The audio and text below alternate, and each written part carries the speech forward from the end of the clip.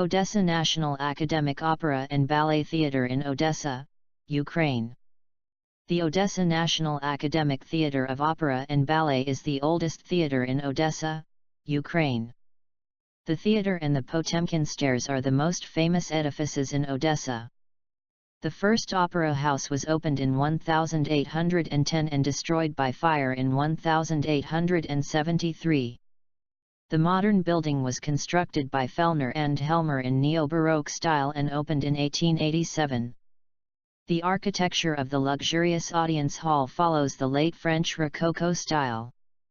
The unique acoustics of the horseshoe-designed hall allows performers to deliver even a whisper-low tone of voice from the stage to any part of the hall. The most recent renovation of the theatre was completed in 2007. The Saint Petersburg architect Thomas de Thomon designed the first opera theatre.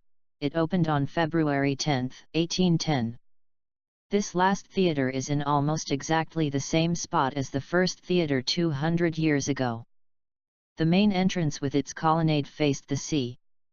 There was no foyer. In 1831, Michael Vorontsov, Governor-General of Russian Empire, Novorossiya Krai decided to assign the old instituted quarantine fees to the Odessa theatre. Historian Charles King explains that one of the medical inspectors in Odessa was also the owner of the Odessa theatre.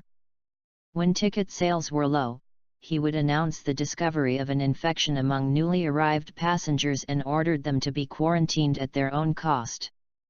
The expenses of the lazaretto, where the passengers that stayed would be used to hire a major performer for the theatre. On the night of January 2, 1873, the building was gutted by fire. A fundraising campaign began immediately. The city announced an international contest for the best theatre design. 40 designs were submitted, but none was chosen. Finally, the project was drafted along the lines of Dresden Semperoper built in 1878, with its non-traditional foyer following the curvatures of auditorium. The theatre was the first building in Odessa to employ the Edison Company with electric illumination. To keep theatre patrons comfortable in the summers, workers would lower wagonloads of ice and straw down a 35-foot shaft, then would carry it through a tunnel to a basement beneath the hall, where cool air rose up from vents beneath the seats. In 1925, the building was burnt again in a fire. There is a story that, when the Odessa people learned that the construction cost 1.3 million gold rubles, they gasped, but when they saw the new theatre, they gasped again, this time in admiration. During World War II, Nikita Khrushchev, concerned about the condition of the city, visited Odessa immediately after it was liberated. Khrushchev reported that only one corner of the building had been damaged by an enemy shell. The theatre was remodeled in the 1960s. The theatre sits upon shifting ground and is in danger of collapse. The first cracks in the foundation appeared almost as soon as the theatre opened. The theatre's eastern half sagged almost 7 inches in its first 3 years, and the 6 walls began to tilt.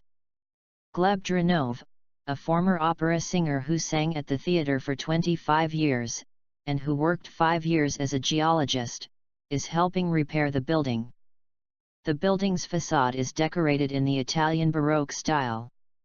In the niches are the busts of Mikhail Glinka, Nikolai Gogol, Alexander Griboidov, and Alexander Pushkin. The large hall was modeled after the style of Louis XVI, and is richly decorated with gilded stucco figures and designs. The architects provided the foyer with 24 exits, to avoid tragedy in the case of a fire. On the side of the theatre is a lawn with fresh flowers and shrubs.